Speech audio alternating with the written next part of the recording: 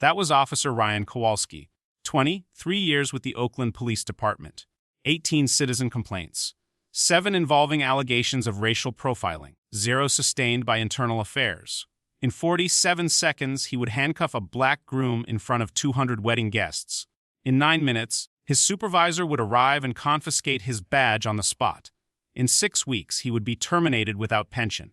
In 14 months, the city of Oakland would settle Marcus Bennett's lawsuit for $9,800,000. But here's what you need to understand before we go any further. This wasn't random. This wasn't a mistake. This wasn't even unusual for Ryan Kowalski. This was his 12th interaction with Marcus Bennett over the course of 4 years. 12th. Marcus lived 2 blocks from a neighborhood Kowalski patrolled like personal territory. Traffic stops, sidewalk confrontations, wellness checks no one requested. Marcus had filed 3 complaints, all 3 dismissed, all 3 logged in a file Kowalski's supervisors had access to, but apparently never read. This story isn't about one bad night. It's about institutional failure dressed in a badge. It's about power unchecked until it collides with someone who knows exactly how the system works, because he uses it professionally. And it's about what happens when accountability finally, catastrophically, catches up. Because Ryan Kowalski didn't just lose his job, he lost his pension, his reputation, his freedom from civil liability. And Marcus Bennett didn't just win a settlement. He won a precedent. Let's break down exactly how we got here. Marcus Bennett, 30, 4 years old. Assistant United States Attorney for the Northern District of California. Yale Law School graduate. Former Supreme Court clerk for Justice Sonia Sotomayor. 6 years prosecuting organized crime, public corruption, and civil rights violations. Married that afternoon to Dr. Keisha Bennett, an emergency medicine physician. First dance song at last by Etta James. Dream wedding, dream career, dream life. About to become a nightmare documented by 47 smartphones. Before we continue, where are you watching from? If you're here for stories about accountability, justice, and consequences that actually matter, hit that subscribe button. We cover cases the mainstream media glosses over. Real outcomes, real people, real change. Now let's get back to Oakland Sequoia Ballroom, Saturday evening, June 18, 2022, 6:38 p.m. Pacific Standard Time. Located on the edge of Oakland's Piedmont Avenue district, the Sequoia occupies a converted 1920s bank building. High ceilings, Art Deco molding, original marble floors that caught the light from 8 crystal chandeliers. The kind of venue you book 18 months in advance. The kind that costs $60,000 before you've selected a single flower arrangement. Outside, Piedmont Avenue buzzed with its typical weekend energy. Coffee shops closing, wine bars opening. Young professionals walking dogs, families heading to dinner. The neighborhood Marcus and Keisha had chosen specifically for their reception. Close to where they'd met. Close to where they'd bought their first home. Close to the life they were building. Inside, 200 guests filled round tables draped in ivory linen. Marcus's mother sat near the dance floor, still dabbing her eyes from the ceremony. Keisha's father stood by the bar, already working on his 3rd congratulatory bourbon. Federal judges, defense attorneys, medical colleagues, college friends, family who'd flown in from Atlanta, from Chicago, from Memphis. The DJ had just announced the first dance. The opening notes of At Last were playing through speakers positioned around the room. Marcus had removed his suit jacket. His tie was loosened. Keisha's cathedral veil had been replaced with a small crystal hairpiece. They were 20 seconds into their choreographed routine. Marcus had taken ballroom lessons for 4 months. Keisha had surprised him by being a natural. They were spinning, laughing. 200 people were watching with the warm, slightly drunk sentimentality that defines successful wedding receptions. That's when Ryan Kowalski walked in. No backup. No call. No invitation. He entered through the main doors, which were propped open to let in the June evening air. He was in full uniform, utility belt, radio. Service weapon. He scanned the room with the particular intensity cops develop when they're looking for something they've already decided they'll find. His eyes locked on Marcus, on the dance floor, with his wife, surrounded by people in formal wear holding champagne glasses. And Ryan Kowalski made a decision that would cost him everything. Marcus Jamal Bennett grew up in Atlanta's Cascade Heights neighborhood. His father taught high school chemistry. His mother worked as a paralegal at a civil rights nonprofit. Middle-class stability built on 2 incomes and careful planning. Marcus attended Benjamin E. Mays High School, debate team captain, national merit scholar, Accepted to Yale with a full academic scholarship. At Yale, Marcus Double majored in political science and African American studies. He graduated summa cum laude in 2010. During his junior year, he'd participated in an innocence project that helped exonerate a man who'd served 19 years for a crime he didn't commit. That case changed something fundamental in how Marcus understood the legal system, not as abstract theory, as machinery that crushed real people when it malfunctioned, as power that needed watchdogs. He took a year off before law school, worked as a community organizer in New Haven, registered voters, helped families navigate housing disputes, learned that knowing the law meant nothing if you couldn't access the institutions that enforced it. Yale Law School accepted him in 2011. He thrived. Law Review, moot court champion. Summer internships at the NAACP Legal Defense Fund and the Department of Justice's Civil Rights Division. Professors noticed him. So did Supreme Court justices looking for clerks who understood both legal theory and lived reality.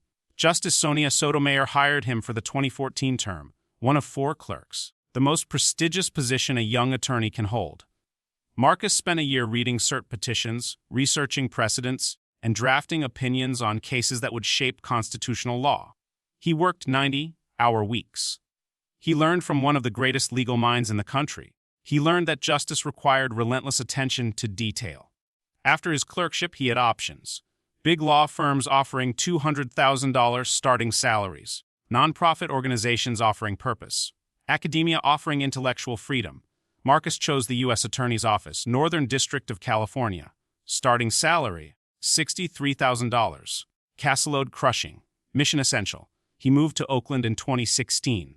Bought a small craftsman house in the Crocker Highlands neighborhood, 3 bedrooms, 1 bathroom. A backyard where he planned to install a vegetable garden he'd never have time to maintain. The neighborhood was transitioning, young families, professionals, coffee shops replacing liquor stores. Property values climbing, the kind of place Oakland city planners pointed to as a success story, the kind of place where Ryan Kowalski patrolled with a particular kind of attention. Marcus met Keisha at a fundraiser in 2018. She was finishing her residency at Highland Hospital, emergency medicine. She'd chosen Oakland specifically because she wanted to work in a public hospital serving underserved communities.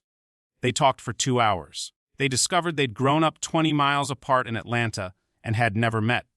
They discovered they'd both lost relatives to police violence. Keisha's cousin in Ferguson, Marcus's uncle in a traffic stop in DeKalb County. They started dating.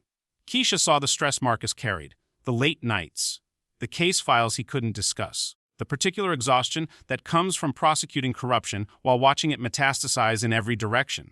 She understood. She carried her own trauma. Every gunshot wound, every overdose, every preventable death. They got engaged in December. Small proposal, just the 2 of them. Hiking in Point Reyes. Marcus had the ring in his pocket for 2 months waiting for the right moment. Keisha said yes before he finished the question. Planning the wedding took 18 months. Between Marcus's trial schedule and Keisha's hospital shifts, they grabbed hours where they could find them. Keisha's mother flew out from Atlanta twice to help. Marcus's mother handled the invitations. They chose the Sequoia Ballroom because it was beautiful and because it was theirs. Their neighborhood. Their city. Their life. By June 2022, Marcus had prosecuted 47 federal cases, 39 convictions, 3 acquittals, 5 plea deals. He'd put away corrupt city council members, pharmaceutical executives who'd defrauded Medicare, and a police sergeant who'd been running a protection racket in West Oakland. That sergeant was serving 12 years in federal prison. His union representative had told local media that Marcus Bennett was on a witch hunt against law enforcement. Marcus didn't think he was on a witch hunt. He thought he was doing his job, prosecuting crimes, following evidence, applying the law equally. But he'd noticed something over his 6 years in Oakland. He'd been pulled over 11 times. 11 in 6 years. In a city where he drove maybe 15 miles a week, he'd never received a ticket. Just warnings, just license checks, just questions about where he was going, where he'd been, whether the car was his, whether he had anything illegal inside. He'd filed 3 complaints with Oakland PD, professional, detailed, documented with dates and badge numbers. All 3 involved Ryan Kowalski. All 3 went nowhere. On June 18, 2022, Marcus wasn't thinking about any of that. He was thinking about his wife, about their first dance, about 200 people who'd traveled across the country to celebrate with them. He was thinking this was the best day of his life. He had 60 seconds left to enjoy that feeling. Ryan Thomas Kowalski joined the Oakland Police Department in 1999. 23 years old, third-generation cop. His grandfather had worked for Chicago PD. His father had retired from San Francisco. Ryan grew up around police culture, the us versus them mentality, the thin blue line mythology, the stories about dangerous streets and ungrateful civilians. He graduated from the academy with commendations in firearms and defensive tactics. His instructors noted his aggressive approach to patrol work, but considered it enthusiasm. He was assigned to East Oakland, high crime area, drug trade, gang activity, the kind of assignment that either teaches you community policing or confirms your worst prejudices. For Ryan Kowalski, it confirmed. His first citizen complaint came in 2002, excessive force during a traffic stop. The complainant alleged Kowalski had slammed his head against the hood of a car asking why he was being pulled over. Internal Affairs investigated. Kowalski's partner corroborated his version of events. The complainant had been aggressive and non-compliant, finding unfounded, no discipline. Complaint 2 came in 2004, racial profiling. An attorney alleged Kowalski had stopped him 3 times in 2 months in the same neighborhood, each time asking for ID, each time running his license, each time finding nothing.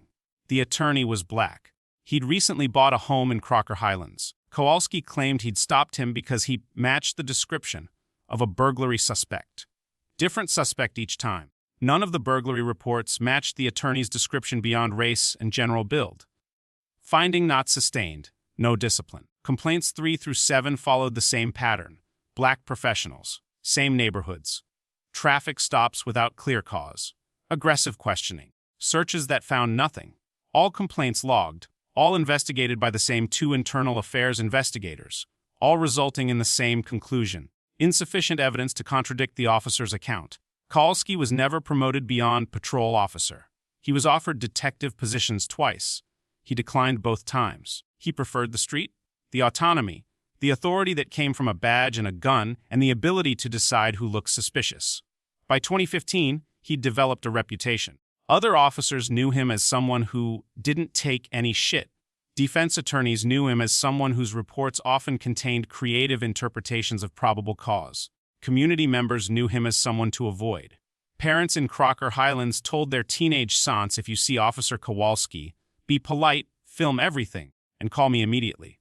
Kowalski's personnel file contained a pattern his supervisors apparently chose not to see. 18 complaints. 7 explicitly alleging racial bias. 16 complainants identified as black or Latino. 14 incidents occurring in neighborhoods undergoing gentrification.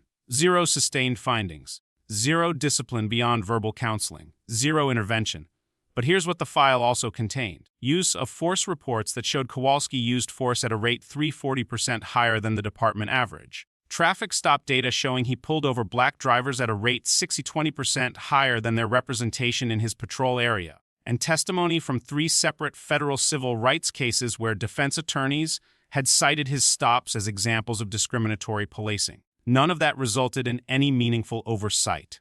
Because Kowalski had a union representative who showed up at every internal affairs interview. Because he knew how to narrate events in ways that covered him legally. Because the burden of proof in police misconduct cases is so high that even patterns get dismissed as coincidence.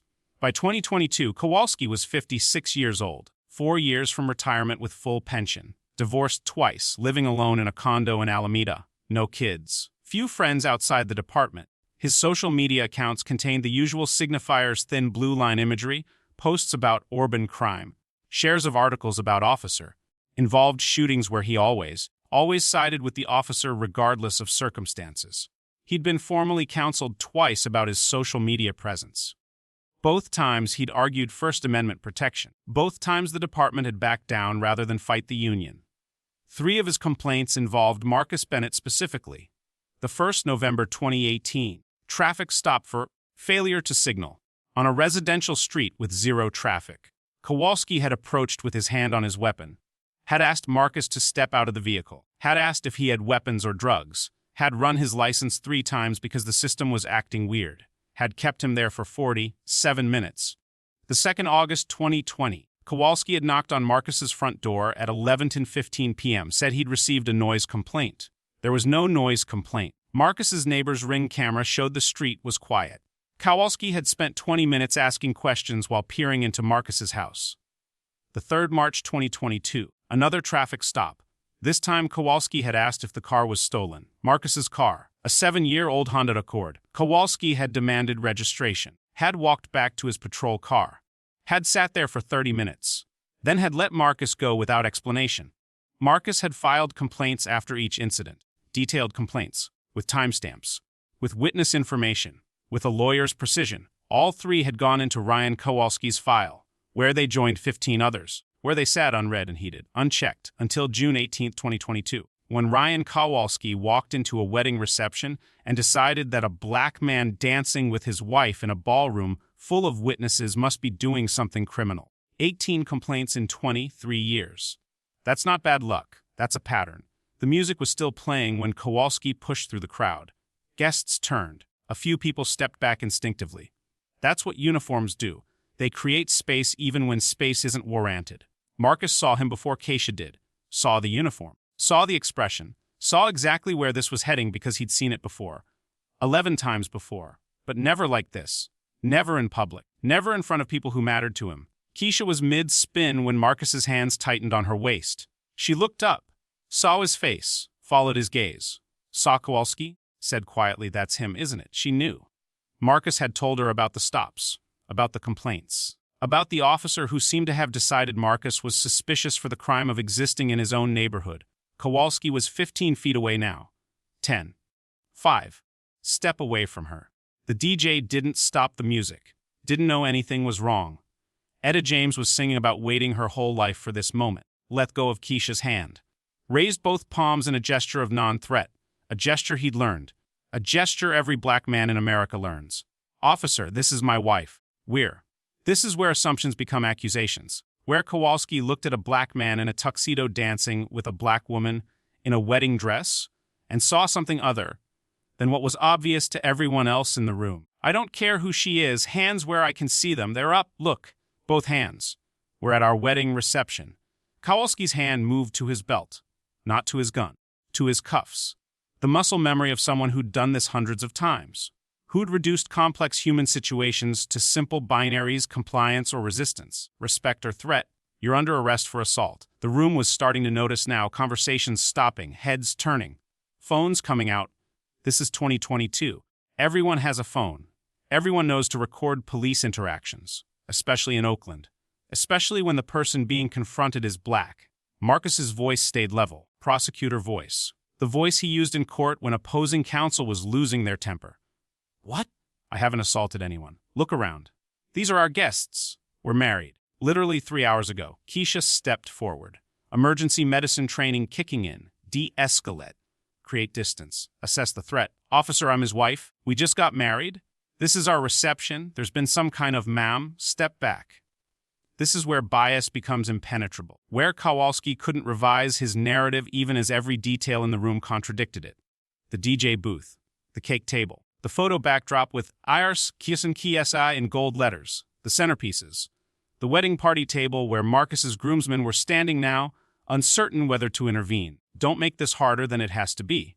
Marcus's mother was pushing through the crowd now. Small woman, 71 years old. She'd raised Marcus to respect authority, to comply, to survive. But she'd also raised him to know his rights. "That's my son. This is his wedding." What is happening? Kowalski didn't look at her. Kept his eyes on Marcus. Marcus tried again, calm, professional, giving Kowalski an exit. Harder than what? "Officer, my name is Marcus Bennett. I'm an Assistant U.S. attorney. I prosecute federal cases. There's been a mistake." This is where credentials should matter, where the revelation of Marcus's profession should trigger recalibration. Should make Kowalski pause, should make him look around at the room, at the context, at the absurdity of what he was doing. It didn't. "Sure you are. Turn around." 3 people were filming now. 5-8. Phones up. Recording. The kind of documentation that makes prosecutors smile and defense attorneys sweat. Clear audio. Multiple angles. No disputes about what was said or how it was said. Keisha's father was moving now too. Walked straight up to Kowalski, Vietnam veteran. Not intimidated by uniforms. "Officer, I'm retired Air Force. Master Sergeant Lewis Washington. This is my daughter's wedding. My son-in-law is a federal prosecutor. You're making a serious mistake." Kowalski's hand was on his cuffs now. He was committed. Had to be. Because backing down at this point meant admitting he'd been wrong. Meant losing face in front of a room full of people. Meant acknowledging that his assumptions had been incorrect. And Ryan Kowalski had spent 23 years never admitting he was wrong. Someone call his supervisor. Please. Someone record this. Marcus said it clearly, loudly enough for everyone to hear. Loudly enough that no one could later claim he'd been resistant or threatening. One of the groomsmen was already on his phone. Marcus's law school friend, he was calling 911, asking for a supervisor, giving the address, explaining the situation with the careful precision of someone who knew exactly how these things got reported. You can explain it downtown, hands behind your back. Now, Marcus looked at Keisha. She was crying, not sobbing, just tears running down her face, cutting through her makeup. Their first dance. Interrupted. Destroyed. Turned into a spectacle. Marcus turned around, put his hands behind his back, because he knew. He knew that resistance gave Kowalski justification, gave him the narrative he needed, gave him the outcome he'd already decided on. The handcuffs clicked. Metal on wrist. Tight, tighter than necessary. Kowalski yanked Marcus's arms back hard enough that several guests gasped. Keisha's voice broke. What did he do? Tell me what he did. Kowalski didn't answer. He was walking Marcus toward the door now. Perp walk, in front of 200 witnesses. In front of federal judges. In front of Marcus's mother. In front of his wife. 47 phones were recording. 47 different angles. 47 pieces of evidence. The DJ had stopped the music now. The room was silent except for Keisha's crying and the sound of Kowalski's boots on marble floor. They were almost to the door when it opened. Sergeant David Mendoza walked in. 28 years with Oakland PD. Watch commander for Kowalski's shift.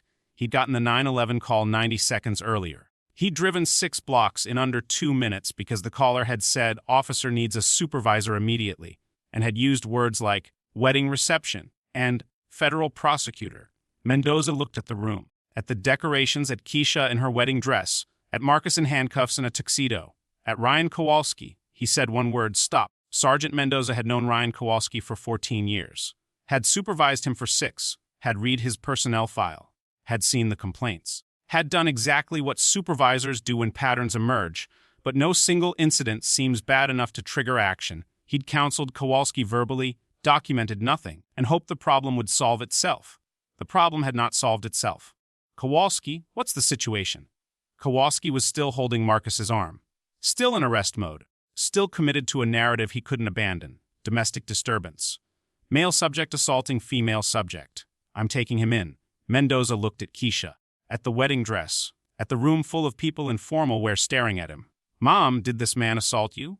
Keisha's voice was steady now. ER doctor voice. The voice she used when telling family members their loved one had died. He's my husband. We got married 3 hours ago. This is our wedding reception. We were having our first dance when your officer walked in and arrested him for nothing. Mendoza turned back to Kowalski. Take the cuffs off. Sir, he was? Take the cuffs. Now, this is where power shifts, where the blue wall cracks just enough to let light through. Kowalski knew that tone, knew what it meant, knew he was about to lose this. He uncuffed Marcus, roughly. Marcus rubbed his wrists. There were red marks. Those marks would be photographed later, would be entered into evidence, would become part of a federal civil rights lawsuit. Mendoza addressed Marcus directly. Sir, I apologize. What's your name? Marcus Bennett, Assistant United States Attorney for the Northern District of California. I live 2 blocks from here. I've filed 3 prior complaints about Officer Kowalski's conduct. Mendoza's face didn't change, but something behind his eyes did. The calculation, the realization, the understanding that this wasn't just bad. This was catastrophic. He turned to Kowalski, held out his hand, badge and gun. Right now, the room was absolutely silent. 200 people watching a 23-year police career end in real time. Kowalski's face went red, then white. Sergeant? And gun. Kowalski unclipped his badge, handed it over, removed his service weapon, cleared it, handed it over. His hands were shaking. Mendoza's voice was ice. You're suspended effective immediately. You'll report to Internal Affairs Monday morning at 0800s. You're ordered to leave this location now. If you have any contact with Mr. Bennett or his wife before the investigation concludes, you'll be terminated and arrested. Do you understand? Kowalski nodded, couldn't speak, couldn't look at Marcus, couldn't look at anyone. He walked toward the door, every step documented by dozens of cameras. The walk of shame, The door closed behind him. Mendoza turned back to Marcus and Keisha. "Mr. Bennett, Mrs. Bennett, again I apologize. This should never have happened. I'll be filing a report tonight. Internal Affairs will contact you Monday. You have my word this will be investigated thoroughly." Marcus nodded. He wasn't angry. Not yet. That would come later. Right now, he was just trying to hold it together for Keisha, for his mother, for 200 guests who just watched their wedding reception become a civil rights incident. Mendoza left. The DJ slowly started the music again. Someone brought Keisha a glass of water. Marcus's mother was crying. His father was on the phone with someone, voice tight with rage. Keisha took Marcus's hand. "Are you okay?" He wasn't, but he said, "Yeah, I'm okay." At last started playing again from the beginning. They didn't finish their dance. Do you think officers with multiple racial profiling complaints should be allowed to continue patrol duty? Drop your answer below. The video went viral in 4 hours. Not one video, 47 videos. Uploaded simultaneously by wedding guests to Instagram, Twitter, TikTok, Facebook. Shot from every angle. Assess copy RSTS Yarom ATMO DNG and O8 policy EDC Shuaf Fodirel Pauseni Sutuar ATSOW Din Rasiup Seshi Saludi Sewifud. By Sunday morning, the footage had 12 million views. By Monday, CNN was running segments. By Tuesday, the Oakland Police Department's phone lines were jammed. By Wednesday, the mayor was holding a press conference. Local news covered it first. KTVU KPIK Headlines reading, Oakland officer suspended after arresting groom at wedding reception. Federal prosecutor handcuffed during first dance. This has to stop.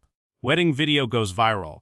OPD officer suspended pending investigation. National coverage followed. Washington Post, New York Times, NPR, different headlines, same outrage. Pattern of complaints preceded wedding arrest of black prosecutor. Video shows Oakland officer arrest federal prosecutor at wedding.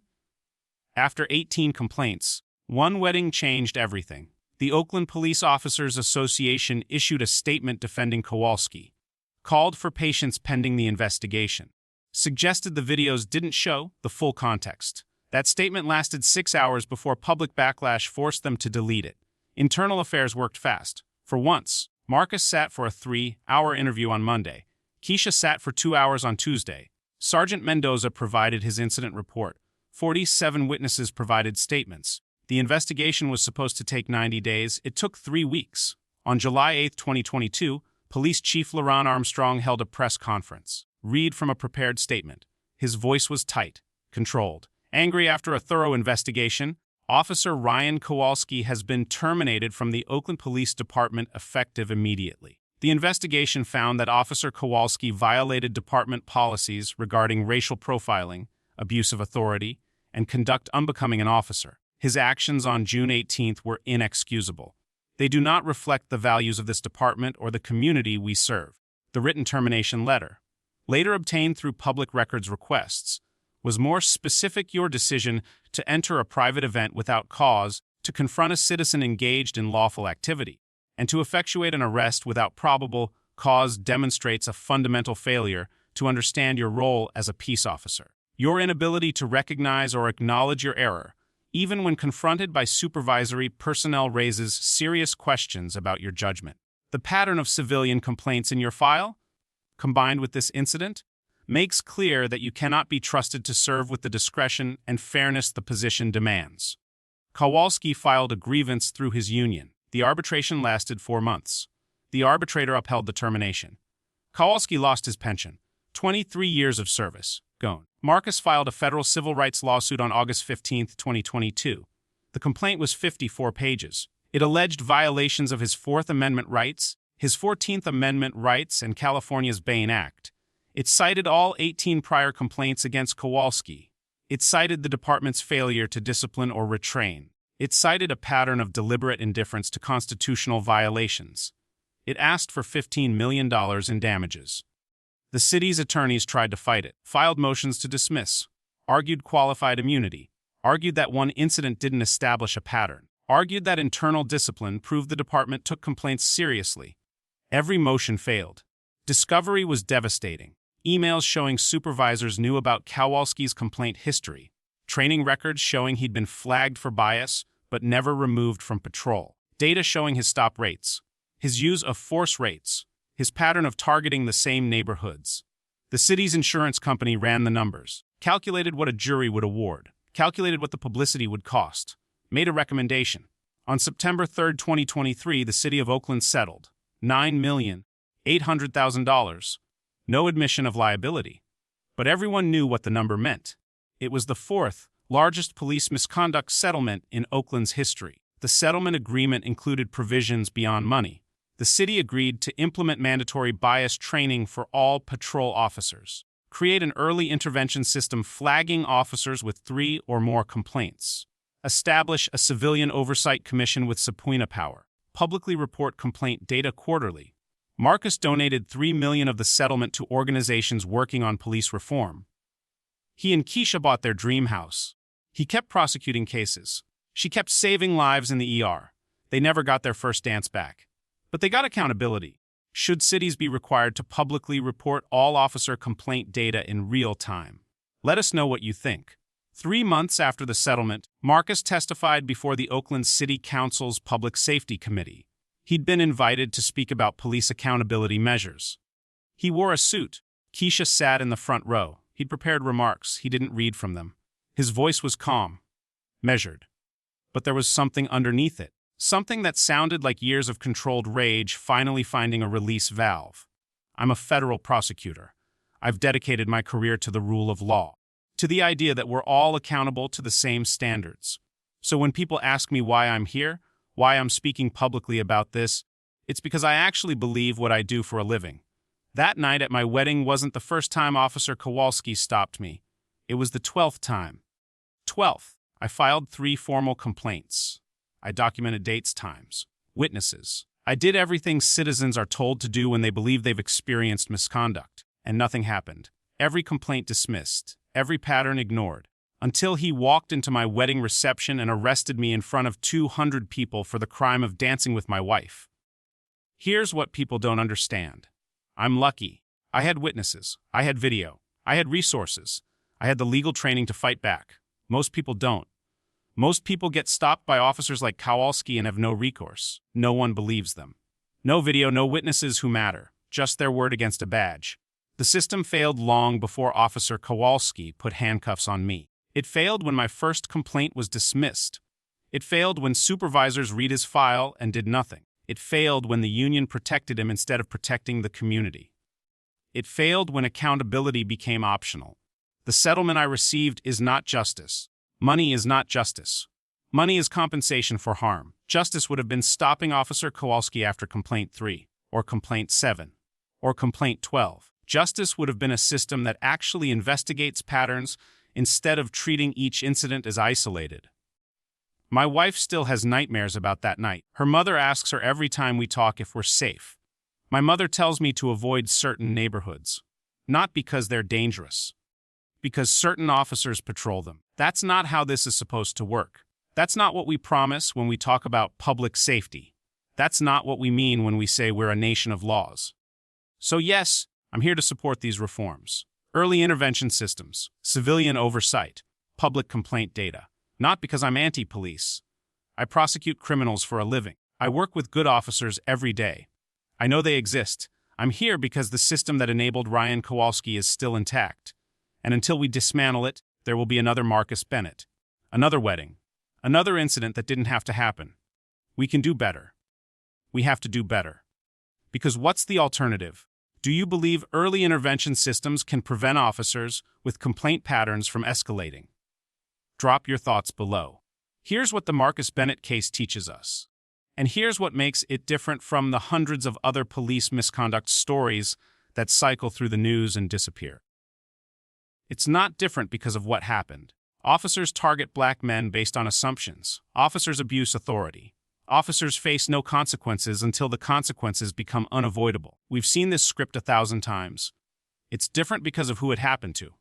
Marcus Bennett was a federal prosecutor, Yale Law School graduate, Supreme Court clerk, someone who understood the system intimately because he operated within it professionally, someone with resources, with witnesses who mattered, with connections that gave him access to attorneys, to media, to power.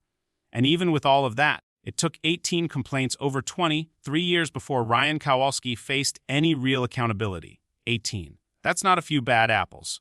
That's an orchard. Think about everyone Kowalski stopped who wasn't Marcus Bennett. The people without law degrees, without federal positions, without 200 witnesses filming. The people who filed complaints that went into a file no one read. The people who learned that the system doesn't protect them. It protects the badge. Oakland's not unique. The pattern repeats in every major city.